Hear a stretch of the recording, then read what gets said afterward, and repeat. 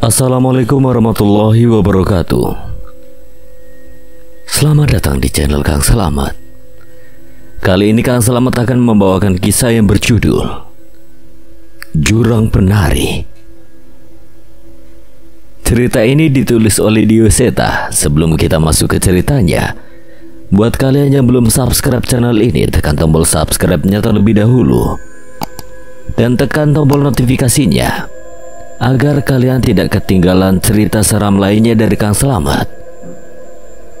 Gak usah berlama-lama lagi, langsung saja kita masuk ke ceritanya.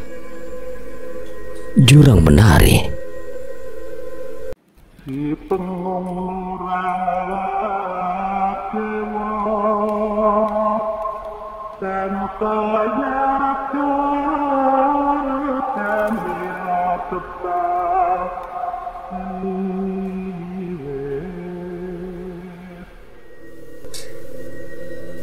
Malam itu Sukir yang merupakan seorang warga Wangun Daya terbangun mendadak. "Mas, kenapa?" tanya istrinya setengah mengantuk. Sukir duduk, telinganya tegang menangkap sesuatu. "Suara kelonengan, dengar gak?" "Ngawur, mana ada kelonengan jam segini. Udah tidur lagi, Mas." Namun Sukir tidak bisa. Dari balik sunyi malam, ia benar-benar mendengar gamelan. Gending lirih berpadu dengan suara sinden jauh.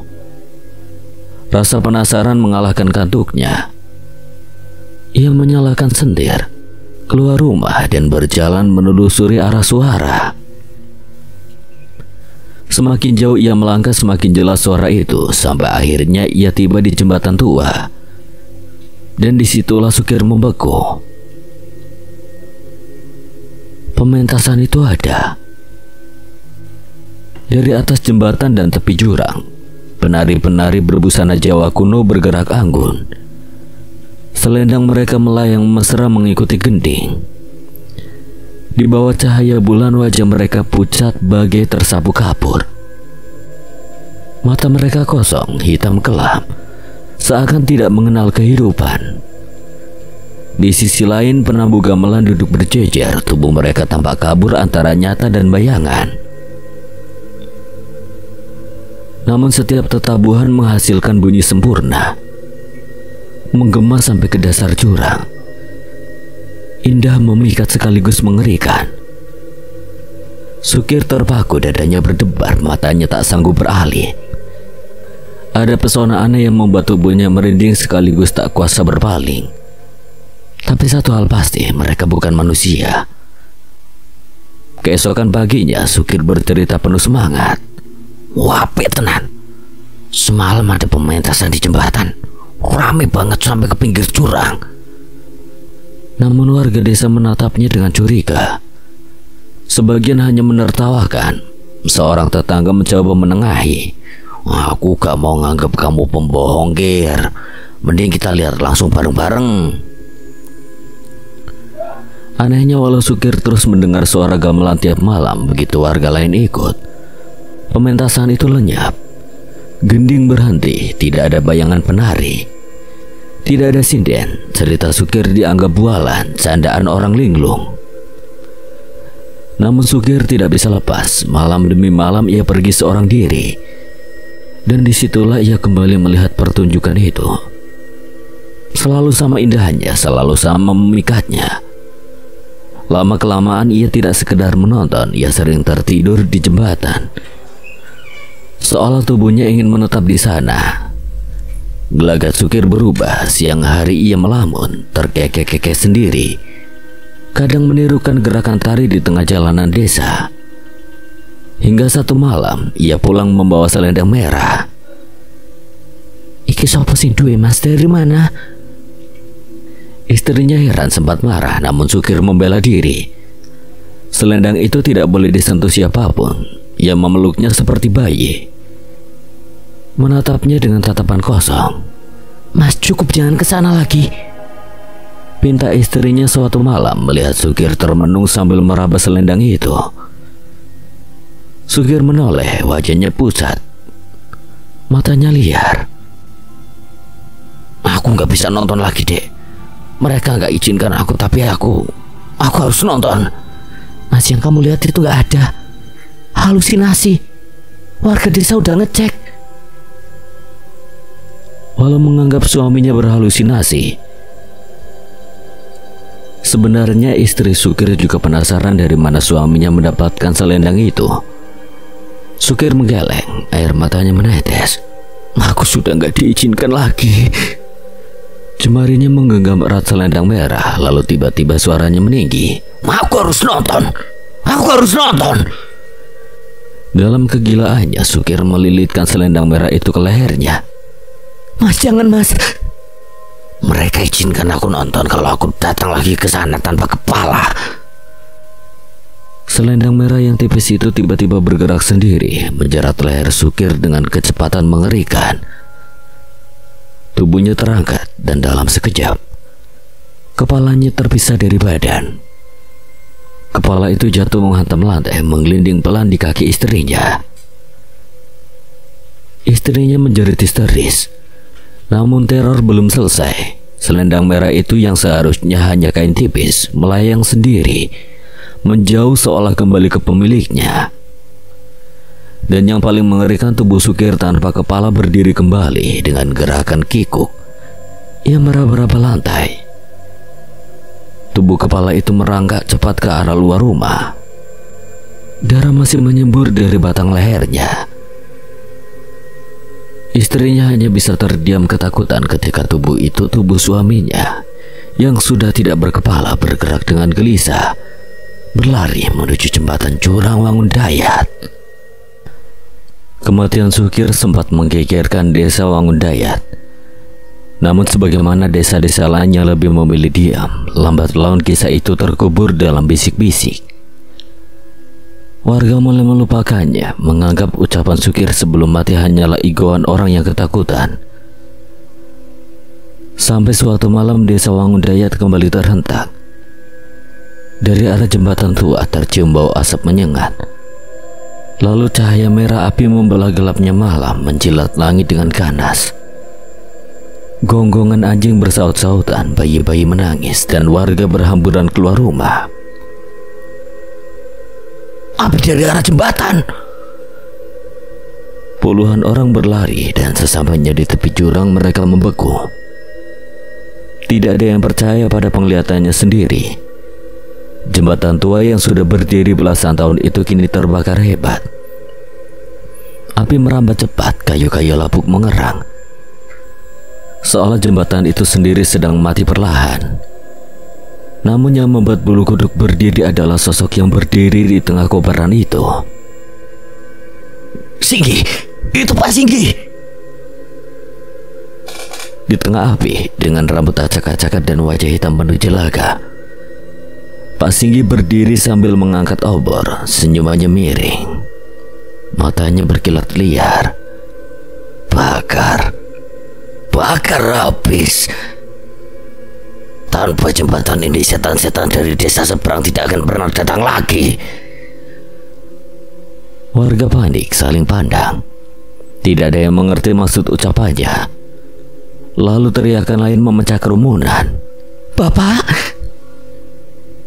Seorang perempuan parubaya bersama dua anak lelaki menerobos kerumunan.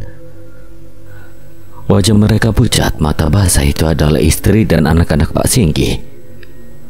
Pak Singgi tersentak. Tawanya seketika berubah menjadi isak. Ia menatap keluarganya dari balik api yang semakin menjalar ke tubuhnya sendiri. Bajunya mulai terbakar. Kulitnya melepuh, tapi ia tetap mendekat, meski tidak pernah bisa benar-benar mencapai mereka.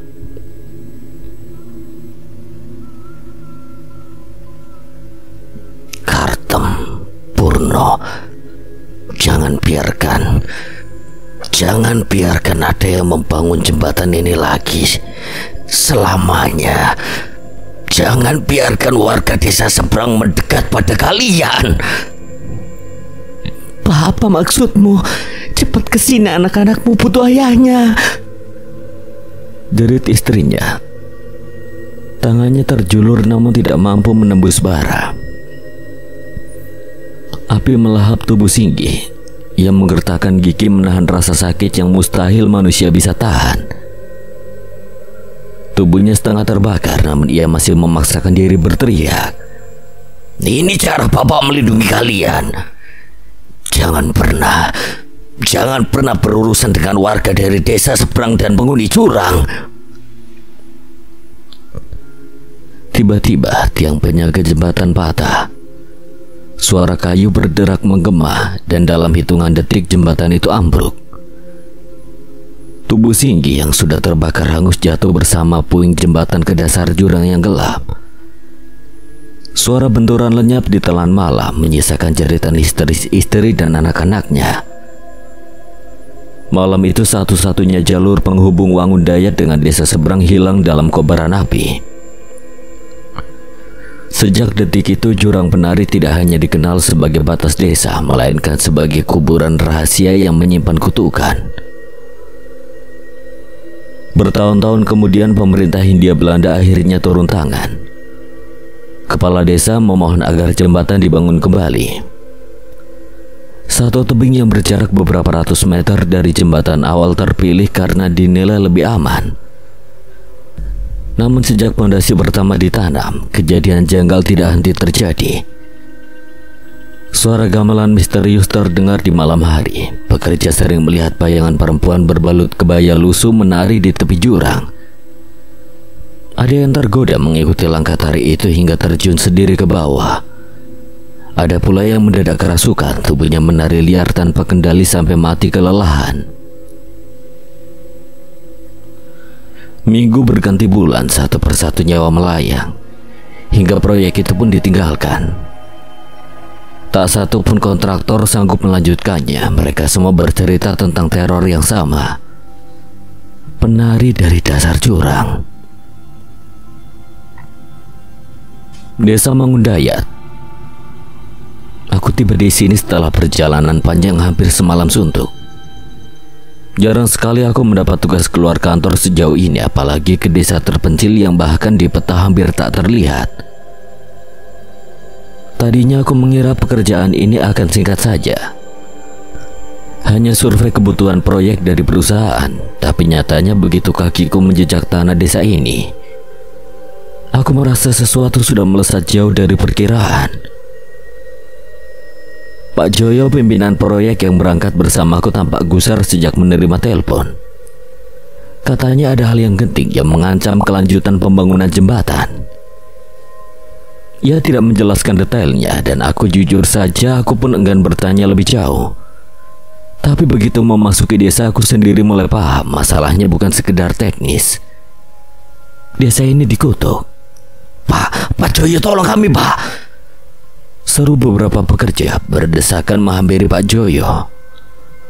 Pak Joyo mendengar cerita dari Yusdi, seorang mandor yang dipercaya menjalankan proyek ini. Saat mendengarnya aku hanya bisa menggeleng. Apa yang mereka lakukan? Ritual dukun untuk memulai proyek. Pekerja yang mati dengan tidak wajar, bahkan kematian dukun itu sendiri. Sudah jelas mereka telah melakukan sesuatu yang fatal. Nan, Iwan, maaf ya sampai bawa kalian ke situasi ini. Pak Joyo meminta maaf padaku dan Iwan. Seorang karyawan dari perusahaan supplier lain selain aku, ia sendiri tidak menyangka akan ada kejadian seperti ini. Pak Joyo, tenang dulu ya. Kalau dengan kepala dingin pasti nanti ada solusinya, Pak. Aku mencoba menenangkan Pak Joyo yang keringatnya telah membasahi pelipisnya. Di sela kesibukan Pak Joyo, aku pun mencoba berkeliling desa, menyapa beberapa warga hingga sampai ke tempat yang dimaksud oleh para pekerja proyek jembatan desa Wangun Dayat. Aku memandang ke segala arah, ke bawah jurang, hingga ke seberang. Ini masih siang hari, tapi aku tidak menyangka hawa merinding yang kurasakan begitu kuat. Ada sesuatu yang mengutuk tempat ini, sesuatu yang sangat jahat hingga tidak ragu menumpahkan darah. Seandainya aku memiliki kuasa, ingin sekali aku mengatakan bahwa proyek ini tidak boleh dilanjutkan. Namun aku sangat sadar perkataanku tidak akan didengar dengan proyek bernominal fantastis ini. Samar aku mendengar suara semak yang tersibak. Aku menoleh, namun aku tidak menemui apapun dari arah itu. Suara tawa, aku mendengar suara itu begitu jelas. Suara tawa wanita yang berjarak tidak jauh dari tempatku. Siapa? Aku berteriak memastikan siapa yang mencoba menggodaku. Berkali-kali aku berpaling mencari asal suara itu sampai akhirnya aku menemukannya. Aku menemukannya dengan samar dan aku menggeleng melihatnya. Sosok perempuan berkebaya lusuh berdiri di hutan batas desa. Sosok yang sekilas terlihat cantik, namun dengan segera aku sadar bahwa dia bukan manusia. Aku hanya melihatnya sebentar sebelum sosok itu menghilang dengan sendirinya. Menghilang begitu saja bagaikan uap. Bahkan siang hari pun dia berani menampakkan diri.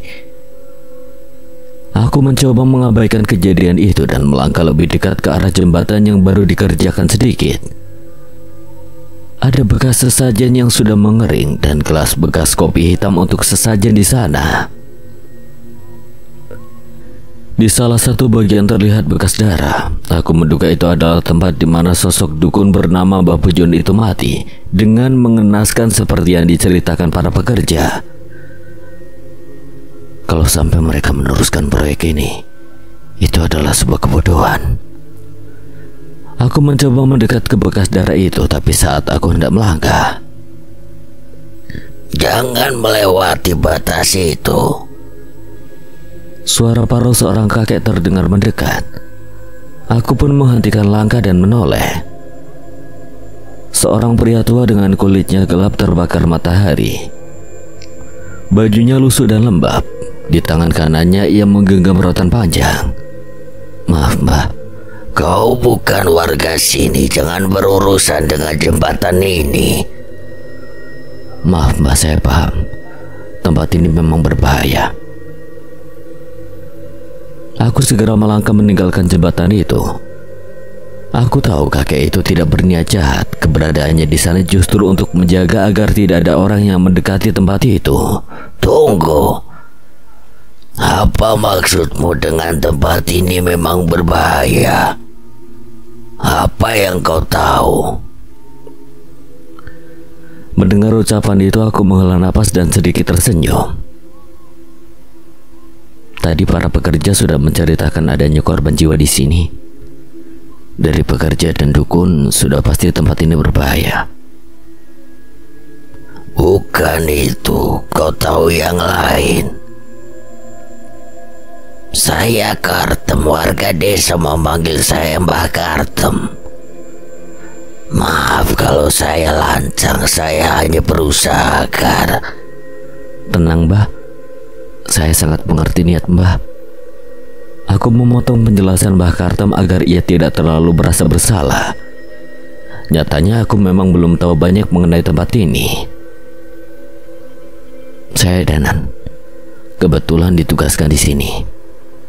Kalau Nadanan punya niat membantu masalah ini, datanglah kembali saat Sandikala. Mereka sering terlihat di waktu itu. Mereka? Mbah Kartem mengangguk, sepertinya ia memang tidak ingin memaksaku. Dengan kondisi seperti ini saja aku merasakan perasaan yang sangat tidak nyaman di tempat ini. Lantas apa yang ada pada saat Sandikala nanti? Setelah perkenalan singkat itu kami pun benar-benar berpisah. Dari sejak datang, Pak Joyo sibuk menghubungi kenalannya yang mencari informasi tentang orang pintar sambil berkoordinasi dengan Pak Karmin, sang kepala desa. Aku melihat raut wajahnya, sekilas aku bisa membaca bahwa Pak Joyo berpikir seandainya bisa membatalkan proyek ini, ia pasti akan membatalkannya. "Nasinya masih ada, Bu?" tanya aku pada penjaga warung nasi yang memang langganan para pekerja. "Nasi Mas, monggo lauknya apa aja?" Aku pun memilih 2 macam sayuran dan telur dadar ditemani 1 gelas teh hangat. Seandainya jam makan siang, mungkin warung ini lebih penuh. "Masnya baru datang ya?" "Iya Bu, saya cuma beberapa hari aja. Semoga masnya gak ikut kena masalah kayak pekerja lainnya ya. Ibu tahu juga masalahnya. Kayak gituan sudah biasa. Bukannya kerja bener, cari nafkah, malah tergiur sama punden dan barang-barang dari sana. Punden? Barang-barang? Jurang itu ada penunggunya, Mas. Wujudnya penari dan gak cuma satu. Kalau bisa dapetin barang mereka, mau apa aja dikasih. Pesugihan, pengasihan, semuanya bisa. Aku tak menyangkal cerita itu. Memang jurang itu menyembunyikan sosok-sosok yang misterius sehingga membuatku merasa sangat tidak nyaman. Aku pun menghabiskan makananku, menikmati teh hangat sejenak sembari menunggu waktu yang diisyaratkan oleh Mbah Kartem. Barulah saat langit mulai memerah, aku kembali menuju proyek jembatan lagi. Di sini. Mbah Kartem muncul tepat saat aku mendekat ke daerah proyek. Bukan ke arah proyek jembatan, namun ia justru berjalan di hadapanku menunjukkan jalan menuju tempat lain yang hanya berjarak beberapa ratus meter. Ada bekas pondasi jembatan lain. Jembatan itu lebih sederhana dibangun dengan pondasi kayu yang sangat kokoh. Namun saat ini jembatan itu sudah tidak ada dan hanya terlihat sisa-sisa yang pernah terbakar hingga ditumbuhi lumut. Ini apa, Mbah? Jembatan pertama desa ini pernah terhubung dengan desa seberang melalui jembatan ini. Sampai akhirnya seseorang yang dianggap gila membakar jembatan ini sekaligus dengan dirinya sendiri. Dibakar? Orang gila? Jangan pernah berurusan dengan desa seberang. Jangan pernah berurusan dengan penghuni jurang. Aku melihat Mbah Kartem mengucapkan kalimat itu dengan mata berkaca-kaca. Aku menduga orang yang membakar jembatan ini mungkin orang yang dekat dengan dirinya. Tanpa sadar langit semakin memerah. Mbah Kartem berdiri di salah satu batu besar di tepi tebing dan menatap ke arah jurang sekaligus desa seberang jurang. Aku pun mendekatinya dan melakukan hal yang sama, dan sebuah firasat menekanku. Aku melihat sekeliling dan terlihat itu yang mau Mbah Kartem tunjukkan padaku. Aku tidak bisa menahan mataku yang terbelalak saat menatap ke arah jurang. Peri? Bukan. Makhluk-makhluk berwujud perempuan dengan selendang yang berkibar-kibar melayang dan menghilang di bawah jurang. Bahkan mata manusia biasa bisa melihatnya samar ataupun sekilas. Tapi di mataku mereka terlihat jelas. Makhluk-makhluk yang melayang itulah para penghuni jurang. Namun itu baru permukaannya saja. Suara gema yang berasal dari tempat yang lebih dalam menunjukkan sesuatu yang lebih besar ada di sana. Tepat saat pergantian malam, aku merasakan sesuatu. Di sekitarku, di tebing, di sekitar jurang, terlihat sekilas pantulan cahaya kecil dari berbagai sisi. Aku memperhatikan salah satunya dan mendapati pantulan itu berasal dari benda gaib yang tersebar di sini. Benda-benda itulah yang menyilaukan mata manusia. Benda-benda keramat milik penari-penari itu. Warga desa tahu soal ini.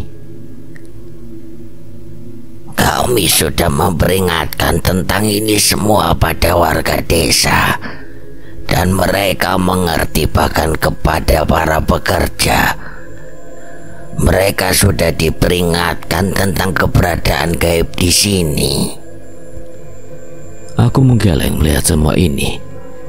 Seandainya yang menemukan ini adalah mereka yang imannya lemah, mereka pasti akan terjerumus dalam godaan ini. Seketika aku teringat sesuatu. Makhluk itu mengincar pekerja. Apa itu artinya? Dengan segera aku mengajak Mbah Kartem meninggalkan tempat itu, bermodalkan sentre yang kubawa. Kami kembali menuju proyek jembatan dan menuju ke bangunan semi permanen yang menjadi tempat tinggal para pekerja. Nada apa? Makhluk penunggu tidak akan menyakiti jika tidak ada yang mengusik. Pasti mereka telah melakukan sesuatu. Ritual Mbah Pujon. Bukan, itu urusan yang berbeda. Mbah Pujon sudah mendapatkan alasannya. Tapi para pekerja. Saat itu aku melihat ada cahaya api kecil dari arah mes yang seharusnya sedang ditinggalkan oleh pekerja. Di sana, bisiku memberi isyarat pada Mbah Kartem untuk masuk ke dalam. Pintu tidak terkunci, nyala api lilin terlihat dari salah satu kamar. Kami mendekati kamar itu dan melihat sesuatu yang membuatku geram. Salah seorang pekerja sedang menjilati kaki dari makhluk berwujud perempuan dengan kulit yang sudah membusuk. Walau menjijikan, ia tetap terlihat anggun dengan kebaya hitam dengan benang emas yang menghiasinya. Bodoh, jangan pernah berurusan dengan makhluk seperti itu. Aku tak tahan melihat apa yang terjadi. Dengan cepat aku menendang pintu ruangan itu dan memperingatkan pekerja itu. Siapa? Jangan campuri urusanku. Mendengar perkataan itu, aku menghampirinya dan menariknya menjauh dari makhluk itu. Jangan ikut campur. Tanpa segan-segan saat itu aku memukul wajahnya dengan keras.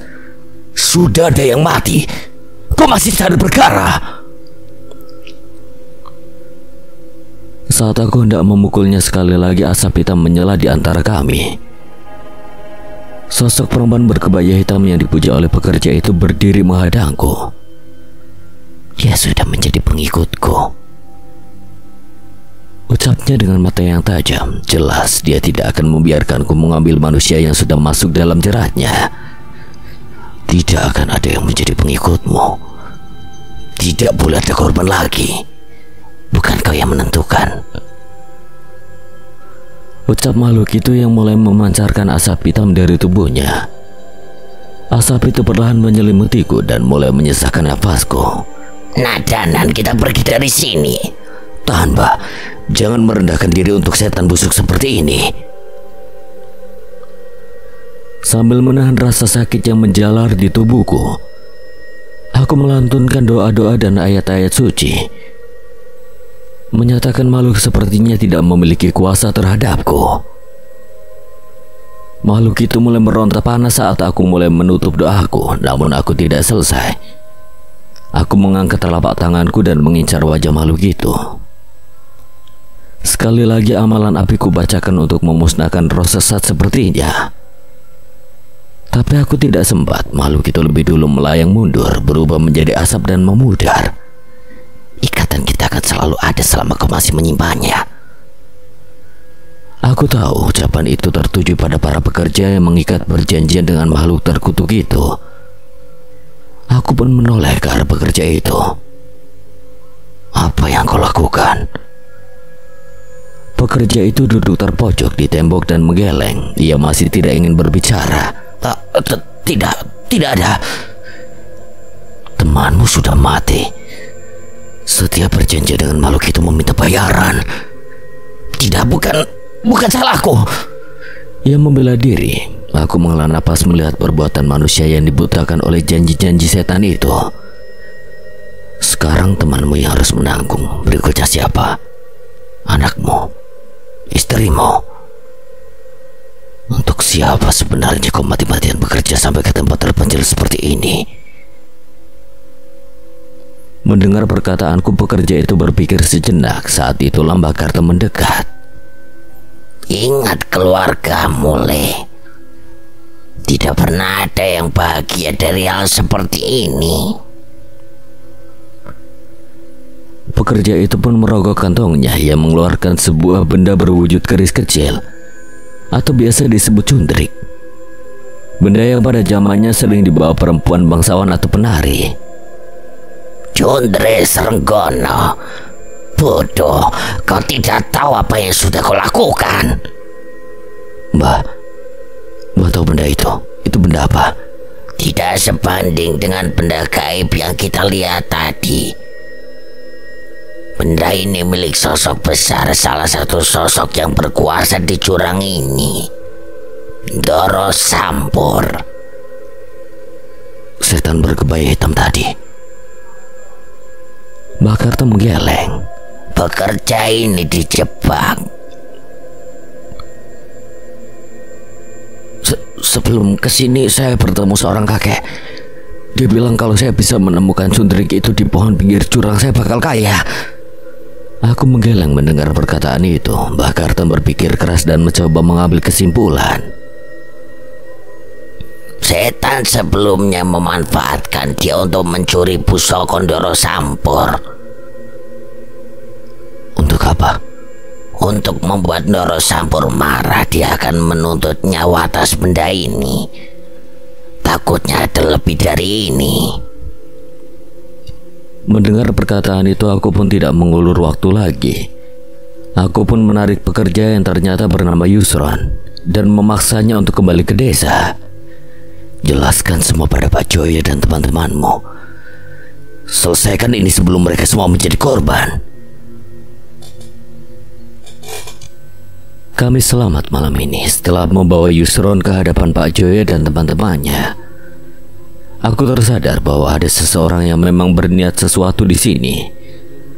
Sesuatu yang jahat yang tidak memperdulikan nyawa siapapun yang menjadi korban. Cundrik Srenggono telah kukembalikan kepada utusan Ndoro Sampur. Sosok yang memerintahkan puluhan setan penari untuk mengepung desa. Saat melihat kejadian semalam, aku merasa sulit untuk mengatasi ini semua hanya dengan kami. Aku mencoba mengirim pesan pada Cahyo untuk membantuku, namun belum ada balasan darinya. Danan, kamu ngerti mengenai hal seperti ini? Saya bantu sebisa saya, Pak. Ada yang bisa saya bantu buat kamu, apapun yang bisa menyelamatkan para pekerja. Aku berpikir sejenak sambil menyeruput kopi panas yang cukup berhasil menjernihkan pikiranku pagi itu. Seandainya para pekerja berhasil selamat, apa Pak Joyo berkenan untuk membatalkan proyek ini? Aku menatap Pak Joyo dengan penuh harap. Ia terlihat tidak menyangka bahwa aku akan mengatakan hal itu. Apa itu artinya kamu mengerti bahwa hal ini juga berdampak pada kamu dan perusahaan kamu, Nan? Tidak ada yang sebanding dengan nyawa, Pak. Untung ataupun ruginya perusahaan tidak bisa mengembalikan nyawa yang hilang. Saya sudah memikirkan itu, Nan, tapi saya takut apa jika saya membatalkan proyek ini. Artinya saya mengorbankan sesuatu yang lebih besar yang juga berhubungan dengan penghidupan banyak orang. Soal itu seharusnya Pak Joyo yang lebih mengerti dari saya. Ketika Bapak ditempatkan pada jabatan itu artinya Bapak juga memiliki kemampuan untuk pertimbangan seperti ini. Ya, ini memang tugas saya, Nan. Serahkan urusan pembatalan proyek ini pada saya, dan saya serahkan urusan dedemit beginian sama kamu yang lebih ngerti. Kita sama-sama berusaha ya, Pak. Ucapku tanpa menjanjikan apapun. Semoga saja aku memang memiliki kapasitas untuk menuntaskan ini semua. Sampai siang hari tidak ada satupun yang mengaku mengambil benda pusaka Ndoro Sampur. Aku hanya bisa mengamati wajah-wajah para pekerja dan warga yang kutemui. Kosong, lelah. Namun tak aku temukan tanda kebohongan atau keganjilan sedikit pun. Tapi benarkah mereka bersih ataukah ada yang pandai menyembunyikan dosa? Aku sempat berpikir mungkinkah pelakunya bukan manusia, melainkan sesuatu yang selama ini bersemayam di jurang. Satu-satunya jalan hanyalah menghadapi langsung sang penguasa jurang penari itu sendiri, dan yang dikenal dengan nama Ndoro Sampur. Entah bagaimana caranya, entah apa aku mampu. Tapi cepat atau lambat aku harus menuntaskan ini. Mas Danan! Suara teriakan memecah lamunanku. Yusron berlari terburu-buru ke arahku. Nafasnya memburu seolah baru saja dikejar sesuatu yang tak kasat mata. Wajahnya pucat, matanya liar. Iya, ada apa Mas Yusron? Bencana malam ini. Aku menatapnya penuh tanda tanya. Apa maksudmu? Ndoro Sampur marah. Jika pusakanya tidak dikembalikan malam ini, desa ini akan jadi panggung pementasan berdarah, dan para pekerja, kita semua akan jadi tumbalnya.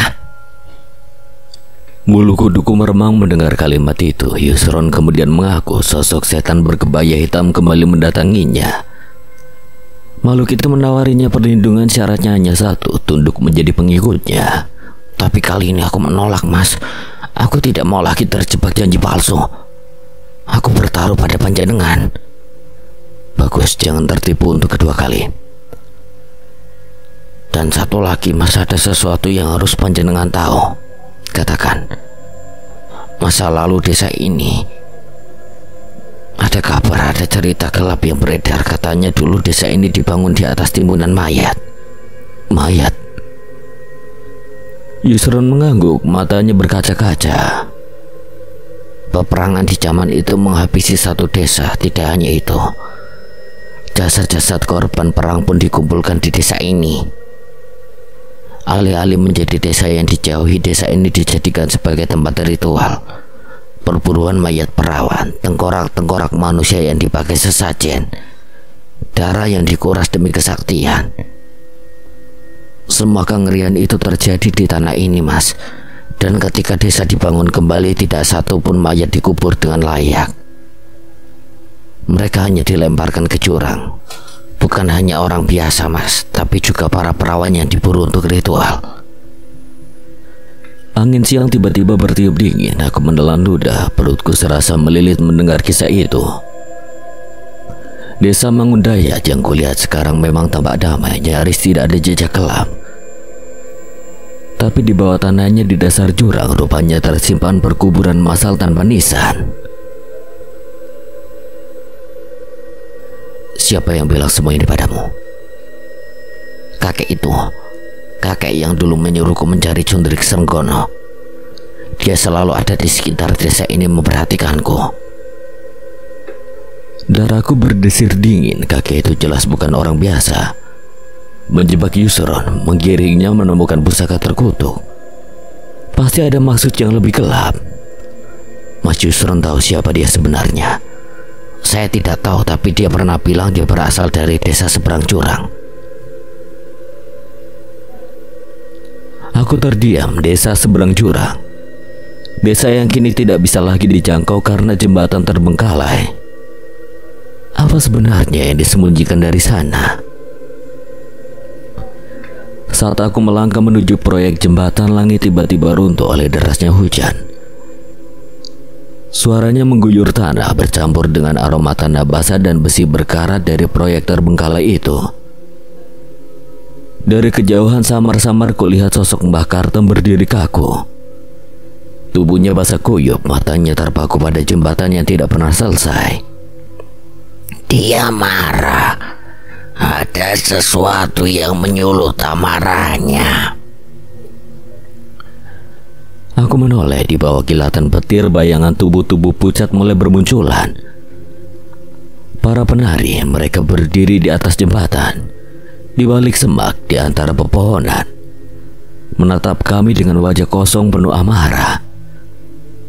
Selendang-selendang hitam dan merah menjuntai, berayun seperti ular lapar yang menunggu saatnya menjerat. Sepertinya bukan hanya para pekerja saja yang berulah. Tiba-tiba Mbak Kartem menghantam batang pohon besar dengan tinjunya. Suaranya pecah di antara hujan. Gagal. Aku gagal menjaga tempat ini lagi. Aku gagal menjaga desa. Aku mendekat menepuk bahunya. Tenang, Mbak. Tuhan tidak akan memberikan beban melebihi kemampuan hambanya. Mbak sudah melakukan bagian Mbak, sekarang giliranku. Aku menatap lurus ke arah penari-penari itu. Selendang mereka seakan berdarah, seolah baru saja mengiris leher para korban. Kali ini aku tidak bisa hanya diam. Aku harus menemui langsung penguasa jurang ini, Ndoro Sambur. Aku mengangkat tangan membacakan ayat-ayat suci yang meluncur seperti alunan puisi. Suara itu bersatu dengan angin menyalak bagaikan ribuan pisau. Ajian Gambur Mekso, angin menyayat tubuh-tubuh gaib itu, membuat mereka melengking, menjerit lalu satu demi satu buyar. Namun sebagian masih bertahan, menatapku penuh kebencian. Aku ingin bertemu dengan tuan kalian, Doro Sampur. Suara gong tiba-tiba menggema dari dasar jurang. Samar-samar tabuhan gamelan mengiringi suara itu, menanjak menembus dada dengan irama mistis yang membuat bulu kuduk berdiri. Seorang penari dengan wajah hancur melayang mendekat. Matanya bolong, bibirnya sobek, ia menatapku tajam. Kau bukan manusia biasa. Doro Sampur pernah melihatmu di antara para danyang. Jantungku menghantam tulang rusuk. Mereka tahu tentang masa laluku dengan para danyang lain. Aku hanya bisa berdoa agar ini tidak membuat segalanya semakin rumit. Doro Sampur menyambutmu, tapi kaulah yang harus menemuinya. Katakan padanya aku datang, tapi jangan sakiti warga desa. Jangan sakiti para pekerja. Itu tergantung jawabanmu. Penari itu tersenyum bengkok. Lalu ia menghilang bersama hujan, meninggalkan udara dingin menusuk tulang. Aku memandang jurang itu. Hitam dalam bagaikan mulut raksasa yang siap menelanku. Tempat di mana mayat-mayat pernah dibuang, tempat yang tidak pernah disentuh manusia. Aku tahu, kesanalah langkahku harus menuju. Bah, tolong carikan tali, semakin panjang semakin baik. Aku harus ke bawah. Nadanan jurang itu bunuh diri. Sudah tidak ada jalan kembali. Jawabku mantap. Mbah Kartem menatapku sebentar lalu berlari menuruti. Saat aku berdiri sendirian, hujan membasuh wajahku. Aku merasa seolah jurang itu sedang menghisap jiwa. Lalu ku dengar langkah kaki berlari mendekat. Mbah Kartem kembali membawa gulungan tali panjang, tapi ia tidak sendirian. Kami bantu pasangin talinya, Mas. Pakai safety set dulu, Mas. Cuaca kini bahaya. Mas Yusdi menyorongkan helm dan perlengkapan keselamatan. Yusron mendekat, matanya merah. Tangisnya tersamar hujan, tapi aku tahu itu air mata penyesalan.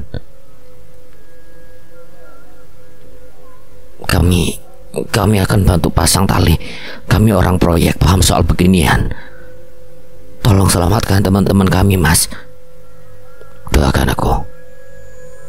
Kami akan berjaga sampai Mas Danan kembali. Aku menarik napas panjang di tengah mencekamnya malam. Di bawah hujannya tidak kunjung reda. Aku merasa sedikit tenang. Ada yang menantiku di atas. Ada yang akan menjaga.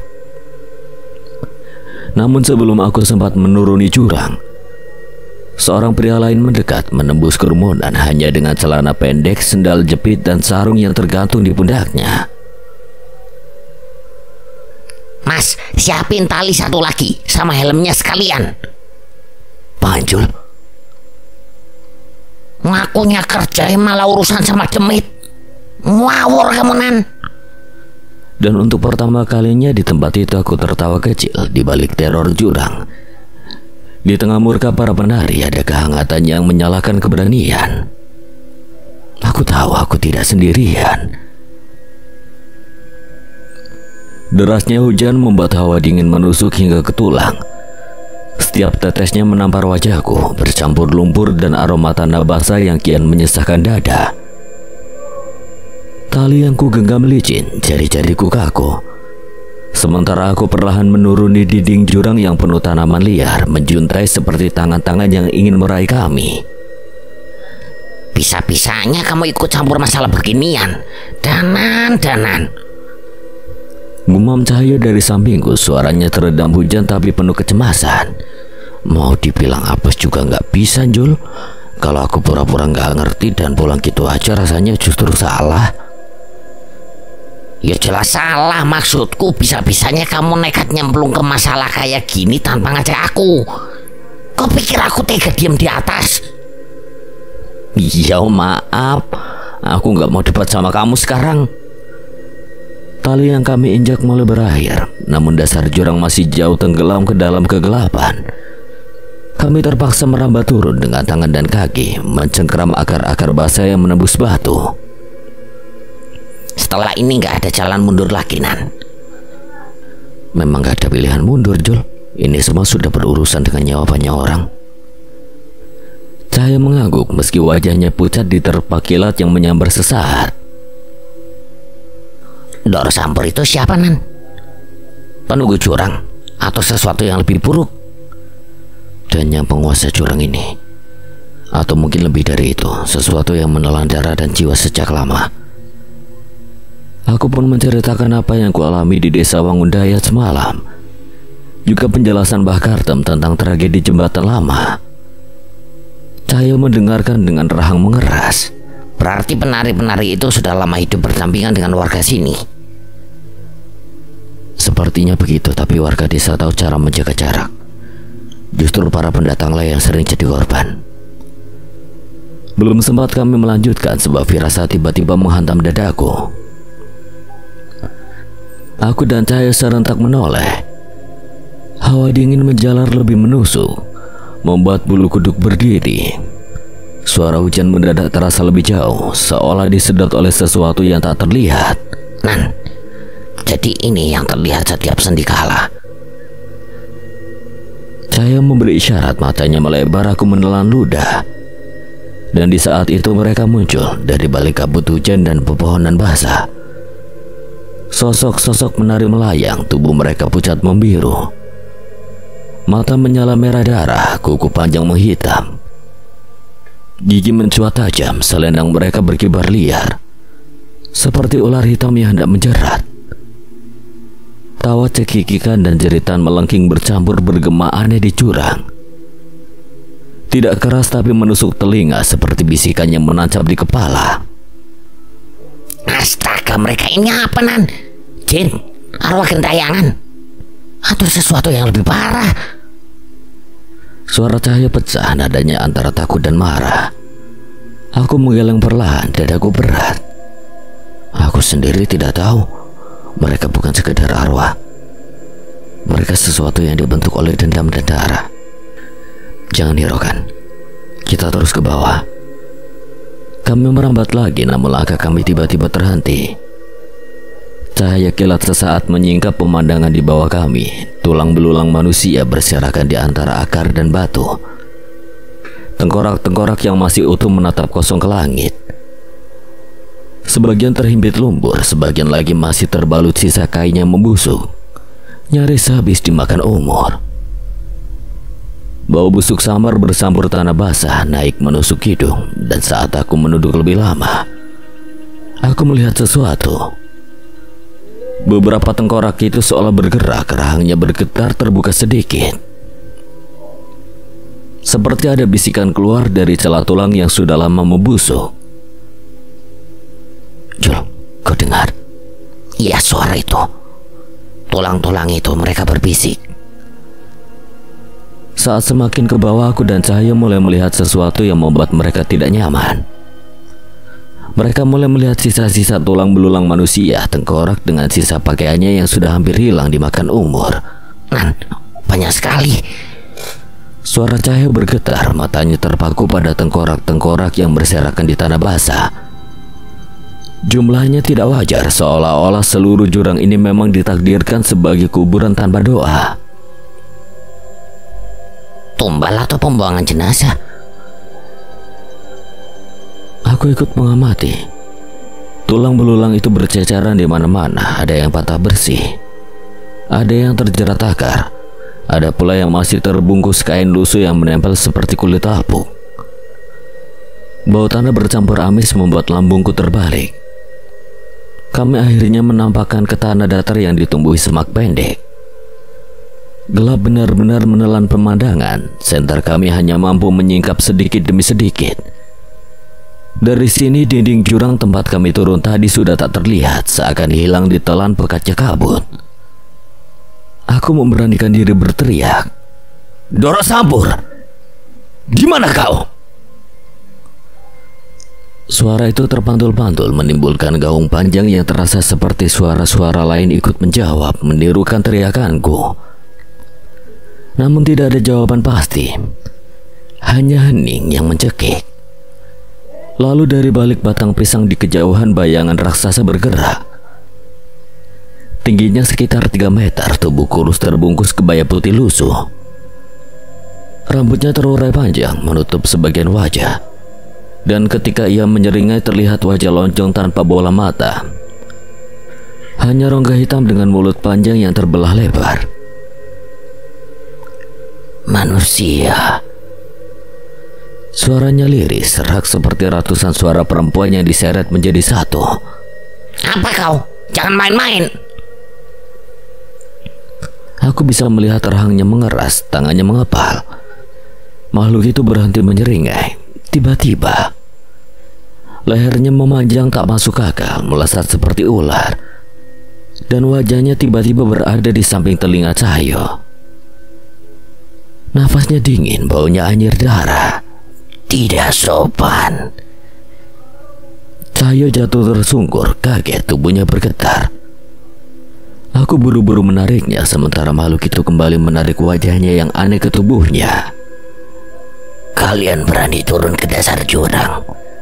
Kalian tidak peduli lagi dengan manusia di atas sana. Bagus, berarti malam ini kami akan berpesta. Dadaku seperti dihantam batu. Aku dan Cahyo langsung sadar ini mungkin jebakan. Makhluk itu tertawa, suara tawanya menggema sambil perlahan menghilang ke kegelapan.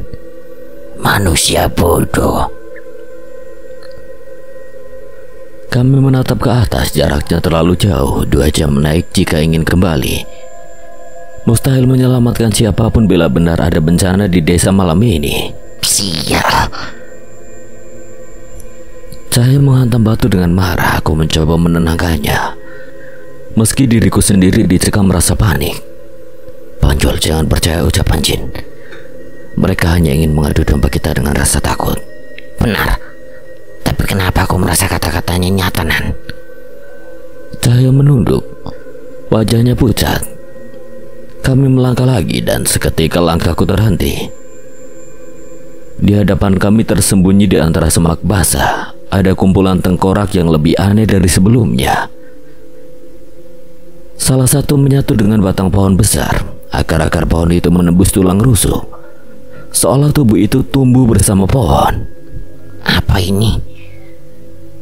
Cahyo berbisik, matanya membesar. Belum sempat mencari tahu, suara gemericik air terdengar di dekat kami. Namun di antara bunyi air itu, mendadak suara gong menggema panjang, dalam menusuk dada. Kabut putih merayap menutupi dasar jurang. Suhu udara turun drastis, membuat napas kami berasap. Nan, mereka di sini. Cahyo sudah siaga, matanya liar mencari sumber suara. Samar-samar alunan gending gamelan terdengar, lalu muncul siluet. Penabuh kendang, pemain saron, gong, bonang, semuanya duduk rapi, menabuh gamelan dengan hikmat. Di depan mereka penari-penari mulai bergerak gemulai. Selendangnya berkibar, tubuhnya lentur. Siapa kalian? Keluar! Aku mencoba menangkap salah satu penari yang melintas. Tanganku hanya menembus kabut, tidak ada tubuh, hanya dingin. Suara tawa perempuan menggoda terdengar di telingaku, padahal tidak ada seseorang pun di sana. Gending makin cepat, suara gamelan bercampur tawa penari berputar-putar mengitari kami seperti lingkaran gaib. Aku hampir kehilangan arah. Wanasura, bersiaplah. Cahyo menggertakkan giginya, tubuhnya mulai bergetar menahan kekuatan di dalam dirinya. Namun tiba-tiba gending itu melambat. Alunan gamelan berubah lirih, merdu, sendu. Suara sinden terdengar jelas, menyanyikan tembang Jawa kuno yang asing namun meresap ke tulang. Kabut semakin menipis. Di hadapan kami panggung megah muncul entah dari mana. Lampu minyak menyala di sekelilingnya, ratusan orang duduk berkerumun sebagai penonton. Aku dan Cahyo saling berpandangan, napas kami tercekat. Kita dipindahkan. pakaian mereka ini bukan dari zaman kita, Nan. Cahaya suaranya tercekat seperti menolak percaya pada apa yang ia lihat. Di atas panggung seorang penari tampil anggun. Kebayanya hitam dengan bordir emas, wajahnya tertutup topeng putih yang hanya memperlihatkan bibirnya yang merah merona. Ia bergerak pelan menuju bawah. Di tengah kebingungan itu tiba-tiba bahuku terasa sakit. Aku meringis menoleh dan mendapati tangan Cahyo sedang mencubit bahuku. Apa-apaan, Jul? Ngetes. Kalau kamu sakti berarti bukan ilusi. Tanpa pikir panjang aku memukul kepalanya. Kalau mau ngetes, tes badanmu sendiri, jangan badan orang lain. Kebiasaan. Cahyo hanya nyengir, memegangi kepalanya. Tiba-tiba suara gong menggema keras. Kami serentak menoleh ke arah panggung.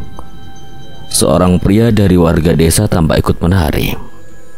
Terpikat oleh pesona sang penari bertopeng putih yang menimpa tarian.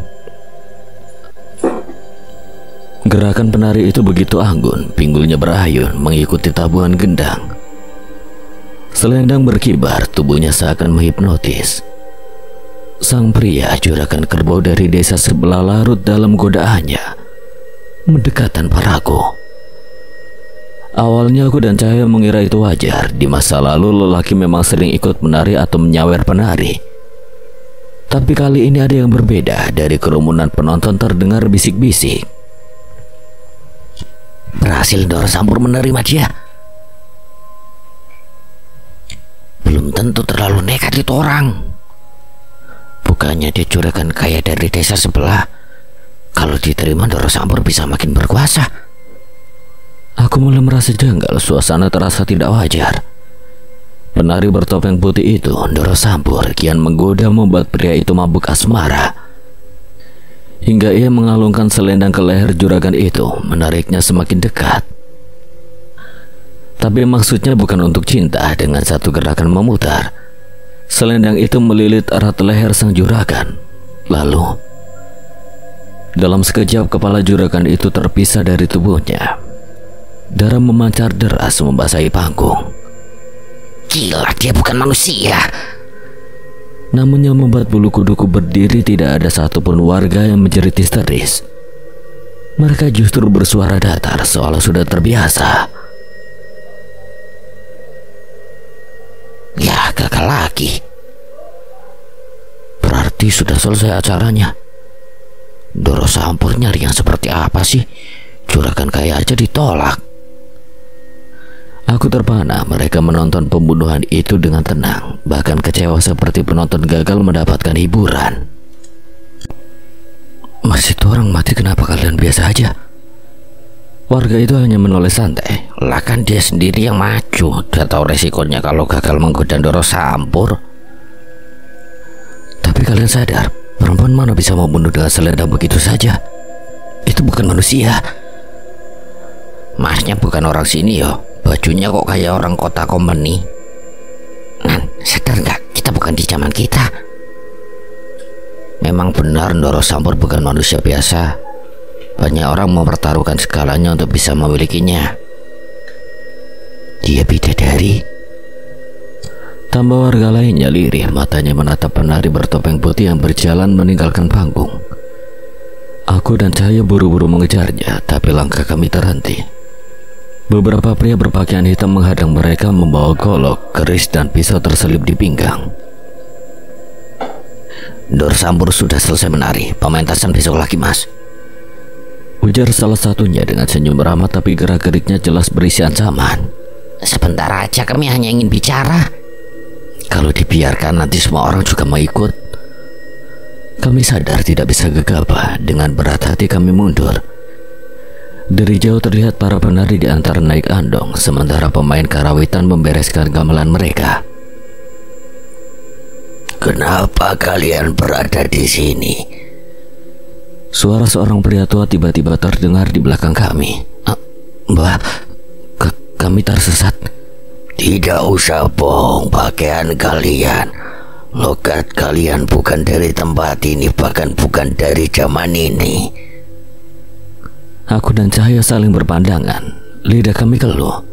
Ya sudah, ikuti saya. Mbah siapa sebenarnya? Kenapa tahu tentang kami? Panggil aku Mbah Projo. Kalian bukan orang pertama yang datang ke sini. Bukan pertama? Berarti ada yang lain? Mati.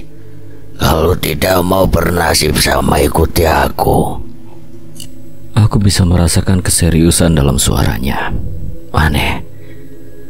Meski misterius, aku tidak merasakan ancaman dari sosok tua ini. Ayo Injul, ikuti saja.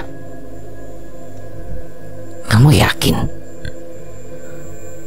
Untuk sekarang mempercayai Mbah Projo lebih aman daripada hanya mengandalkan intuisi kita.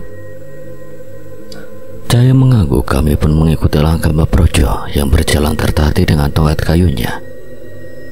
Dari belakang aku baru menyadari keanehan tubuhnya. Sebagian kulitnya bersisik, kering seperti ular. Bahkan jalannya pincang. Seolah tidak ada sesuatu di kakinya yang bukan lagi manusia.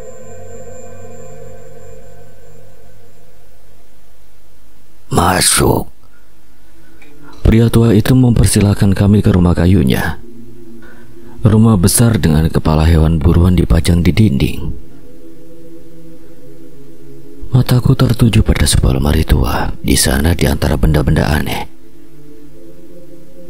terlipat rapi selai kemeja batik modern.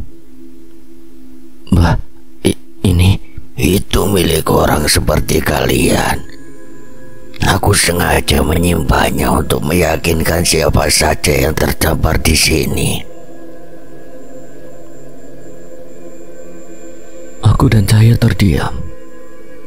Perlahan kami mulai mengerti kami benar-benar berada di masa lalu. Di zaman ketika Ndoro Sampur masih dipuja sebagai penari keramat. Mbah Projo menyajikan 2 gelas kopi panas, uapnya menenangkan. Tapi suaranya membuat bulu kuduk meremang. Kali ini ada berapa korban dari zaman kalian? Banyak, Mbah. Yang sudah pasti ada 3. Tapi puluhan nyawa lain bisa melayang kalau kami gagal.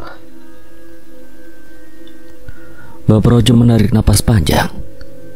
Matanya menatap kosong ke barat tunggu, seakan membiarkan kenangan lama merasuk kembali. Suaranya berat, pelan namun penuh tekanan, seolah setiap kata yang ia ucapkan adalah kutukan itu sendiri. Ndoro Sampur sudah bukan manusia biasa lagi. Ia hanya wadah dari sesuatu yang jauh lebih tua, lebih kelam dari sekedar manusia. Semua itu bermula dari sebuah ritual terlarang. Aku dan Cahaya menelan ludah hampir bersamaan. Kata wadah itu menggantung di udara, membuat bulu kuduk kami berdiri. Mbah Projo mulai bercerita. Dulu 2 kerajaan besar di tanah Jawa saling bermusuhan. Pertempuran tiada akhir membuat ribuan nyawa melayang, tanah penuh mayat dan darah yang menghitam. Putus asa seorang raja di timur mencari jalan pintas. Ia adalah mengorbankan manusia demi sebuah kesaktian. Ia menemukan seorang perempuan muda cantik mempesona bersama Nyai Samirna Purnasih. Tubuhnya lentur, gerakannya anggun, tatapannya menjerat hati siapapun yang melihat. Namun kecantikannya hanya menjadi pintu, sebab tubuhnya dipilih sebagai wadah untuk kekuatan gaib yang haus darah. Ritual pun dilakukan setiap malam purnama. Satu pria dipaksa menari bersamanya. Jika sang pria gagal menahan godanya, maka ia akan menjadi tumbal. Lehernya terjerat selendang, kepalanya terlepas, dan darahnya digunakan untuk memperkuat tubuhnya Samirna. Setelah 10 kepala tumbang, tubuhnya bukan lagi tubuh manusia biasa. Ia menjadi sesuatu yang lain, sesuatu yang tidak bisa mati. Mbah Projo menunduk. Wajahnya tenggelam dalam bayangan lampu minyak. Malam itu saat ritual pamungkas, langit purnama memerah. Bau besi dari darah menyelimuti udara dan sejak saat itu Nyai Samirna berhenti menjadi manusia. Ia lalu dikirim ke kerajaan musuh dengan tujuan merusak dari dalam.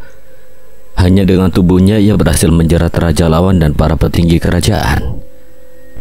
Malam demi malam ia menari di atas altar pemujaan, menggoda, menggelitik nafsu sampai semua orang mabuk pesonanya. Hingga puncak pesta di tengah alunan gamelan, Nyai Samirna mengalungkan selendang ke leher seorang pati. Gerakannya luas seolah hanya bagian tarian, namun dalam satu hentakan leher pati itu terjerat, kepalanya melayang, tubuhnya terhuyung. Darah menyembur deras membasahi tubuh Nyai Samirna dan ia tersenyum. Senyum lebar menakutkan dengan wajah berlumuran darah yang menetes hingga ke dadanya. Semua terdiam lalu pergi untuk percaya, namun sebelum teriakan keluar, pasukan Raja Timur sudah menyerbu, pembantaian pun terjadi. Tubuh-tubuh bergelimpangan, darah bercampur dengan tanah. Tapi di tengah kekacauan itu ada pemandangan lebih mengerikan. Nyai Samirna menari di atas mayat, selendangnya terus mencari leher baru. Dan setiap kepala yang terpisah dilempar ke langit seolah ia sedang bermain dengan persembahan. Sejak malam itu kemenangan didapat, tapi bukan karena pasukan, melainkan karena dirinya. Dan sejak saat itu pula nama Nyai Samirna terkubur, diganti dengan satu nama kutukan, Ndoro Sampur. Sang raja menyembunyikannya di desa terpencil, memberi tumbal setiap bulan purnama agar kekuatannya tetap terikat. Namun ketika raja berganti, perjanjian itu dilupakan. Dan sejak saat itu Ndoro Sampur mencari tumbalnya sendiri. Orang-orang desa menceritakan bagaimana mereka pernah mengintip pementas saja di sebuah sanggar. Hanya diterangi lampu minyak, Ndoro Sampur menari bersama seorang pria. Pakaian ditanggalkan satu demi satu hingga tubuhnya yang indah hanya berbalut selendang. Saat pria itu mabuk gairah, selendang berpindah ke lehernya, dan dengan satu tarikan kepalanya terlempar. Darah menyembur membasahi tubuh Ndoro Sampur yang masih menari. Ia tak menjerit. Ia tertawa lalu mandi dengan darah itu, membiarkan kulitnya berkilau merah.